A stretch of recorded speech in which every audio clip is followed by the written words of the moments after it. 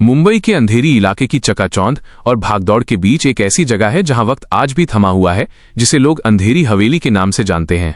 गगनचुंबी इमारतों और चमकते मॉल के बीच खड़ी ये पुरानी हवेली किसी डरावने सपने जैसी लगती है, जहां की दीवारों के पीछे आज भी 1920 का दशक जिंदा है। इस हवेली के लोहे के भारी दरवाजों पर जंग लग चुकी है और सूखी बेलें इसे ऐसे जकड़े हुए हैं जैसे किसी कंकाल की उंगलियां हों। यहाँ की हवा में हमेशा गीली मिट्टी और चमेली की एक अजीब सी खुशबू रहती है, जो अक्सर आधी रात के बाद बहुत तेज हो जाती है और राहगीरों का दम घोटने लगती है। करीब 100 साल पहले ये हवेली एक बहुत ही रईस व्यापारी के परिवार का घर हुआ करती थी, जहाँ हर रात महफिलें सजती थीं।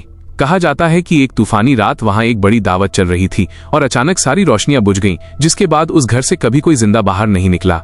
जब हफ्तों बाद पुलिस ने दरवाजा तोड़ा तो अंदर का नजारा रूह कंपा देने वाला था, क्योंकि मेज पर ताजा खाना लगा हुआ था और सब कुछ अपनी जगह पर व्यवस्थित था, लेकिन पूरा का पूरा परिवार हवा में कहीं गायब हो गया था।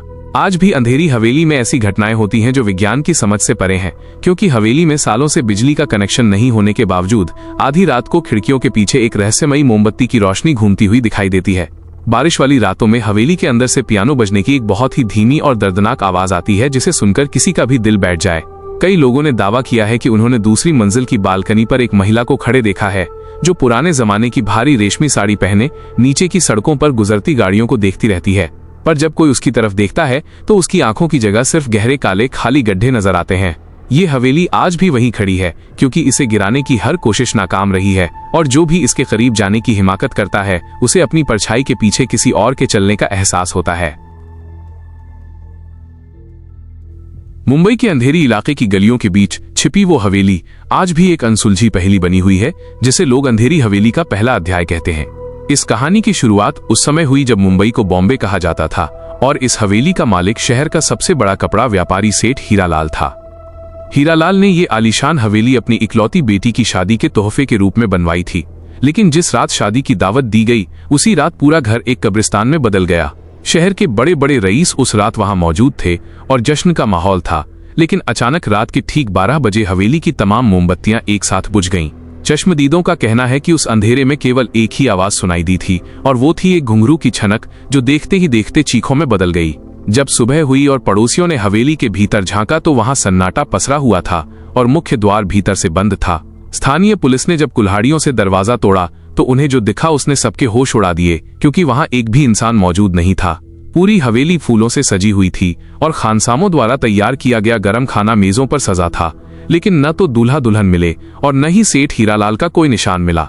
उस दिन के बाद से उस हवेली को अभिशप्त मान लिया गया, क्योंकि जो भी पुलिस अधिकारी उस जांच में शामिल था उसने दावा किया कि रात के समय हवेली की दीवारों से रोने की आवाजें आती हैं। आज भी लोग बताते हैं कि अगर आप रात के सन्नाटे में उस हवेली के गेट के पास खड़े हों तो आपको किसी के दौड़ने की आहट सुनाई देती है, जैसे कोई अब भी उस रात की दावत से बचने की कोशिश कर रहा हो। ये इस हवेली का वो पहला हिस्सा है जिसने आज के आधुनिक अंधेरी के बीच एक भयानक खौफ को जन्म दिया, और यहीं से उस भटकती हुई आत्मा की शुरुआत हुई जिसे लोग आज भी बालकनी पर देखते हैं। अंधेरी हवेली के खौफ का दूसरा अध्याय तब शुरू हुआ जब सालों बाद एक नौजवान आर्किटेक्ट आर्यन ने इस जमीन पर एक मेगा प्रोजेक्ट बनाने का फैसला किया। आर्यन इन पुरानी कहानियों और भूत प्रेत की बातों पर यकीन नहीं करता था, इसलिए उसने अपनी टीम के साथ हवेली के भीतर कदम रखा। जैसे ही उन्होंने हवेली का मुख्य हॉल खोला, एक ठंडी हवा का झोंका उन्हें छूकर गुजरा, जिसमें मरे हुए फूलों की सड़ांध और पुराने इत्र की महक मिली हुई थी। आर्यन ने देखा कि धूल की मोटी परतों के बावजूद वहां रखी डाइनिंग टेबल पर रखे चांदी के बर्तन आज भी वैसे ही चमक रहे थे जैसे उन्हें कल ही पॉलिश किया गया हो। जब उसकी टीम के मजदूरों ने दीवार तोड़ने के लिए हथौड़ा चलाया तो पूरी हवेली में एक साथ सैकड़ों घुंघरुओं की आवाज गूंज उठी और दीवार से कंक्रीट के बजाय गाढ़ा लाल खून जैसा तरल पदार्थ निकलने लगा।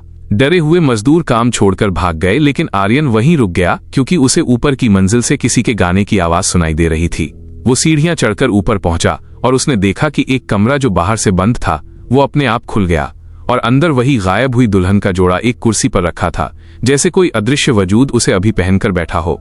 अचानक कमरे का तापमान इतना गिर गया कि आर्यन के मुंह से भाप निकलने लगी और उसने शीशे में देखा कि उसके पीछे एक साया खड़ा है जिसने उसके कंधे पर अपना बर्फीला हाथ रखा था। उस साये ने आर्यन के कान में फुसफुसाते हुए कहा कि तुम मेहमान नहीं हो और बिना दावत के यहाँ से कोई वापस नहीं जाता। अगली सुबह आर्यन हवेली के बाहर बेहोश मिला, लेकिन उसके हाथ पर काले रंग के पंजों के निशान थे और वो पूरी तरह अपनी आवाज खो चुका था।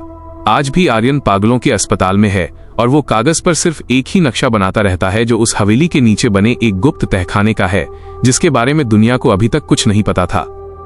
अंधेरी हवेली के इस तीसरे अध्याय में उस गुप्त तहखाने का खौफनाक सच सामने आता है जिसे आर्यन ने अपने पागलों जैसे चित्रों में उकेरा था। आर्यन के एक दोस्त समीर ने जब उन नक्शों का पीछा किया तो वो वापस उसी खौफनाक हवेली पहुंचा और ठीक उसी जगह फर्श को खोदा जहां आर्यन ने निशान बनाया था। भारी पत्थर को हटाने के बाद नीचे एक संकरी और काली सीढ़ियों का रास्ता निकला जिससे ऐसी बदबू आ रही थी मानो सदियों पुराना कोई राज वहां सड़ रहा हो।